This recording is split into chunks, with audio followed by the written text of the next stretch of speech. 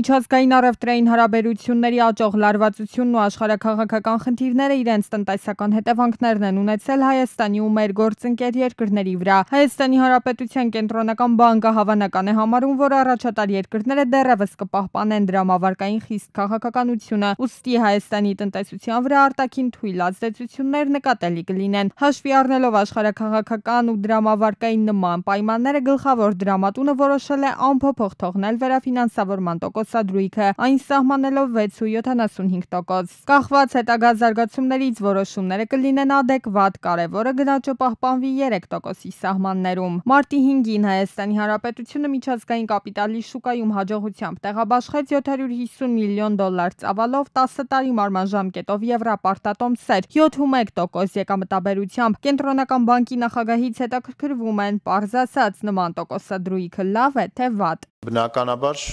գիտեք, որ կա risk-free տոկոսադրույք, այսինքն ռիսկից զատ տոկոսադրույքը, դա Ամերիկայի նույն ժամկետայնությամբ 10 տարանոց պարտատոմսերի եկամտաբերությունն է, որը այս պահին ճշգրիտ երևի չեմ ասի, բայց 4.3-ի մոտ է։ Այսինքն Ամերիկայի պետությունը 10 տարանոց պարտքը շուկայից վերցնում է 4.3%-ով տարեկան։ Հայաստանի կառավարությունը այդ պարտքը վերցնում է 7.1-ով, տարբերությունը 2.8% է, որը վերջին ժամանակում դիտված այդ սպրեդի նորմալ չափն է։ Հենց որ այդտեղ որևէ ինչ-որ արտառոց բան չեմ տեսնում։ Բանկերը չեն արձագանքում, թե դանդաղ են արձագանքում կենտրոնական բանկի որոշումներին։ 2023-ի հունիսից երկրի գլխավոր դրամատունը պարբերաբար իջեցրել է վարկերի տոկոսադրույքները, այնինչ առևտրային բանկերում վարկերի տոկոսները շարունակում են բարձր մնալ։ Այսպես մինչև 1 տարի տևողությամբ վարկերի տոկոսները 13.88 են, 1 տարուց ավելի ժամկետով վարկերի դեպքում 15.27։ Աճում են այն տիպի վարկերը, օրինակ սպառողական վարկերը, որոնց տոկոսադրույքները ավելի բարձր են։ Ու քանի որ այդ տիպի վարկերը Հայաստանում տրվում են հայկական դրամով, վերջին մեր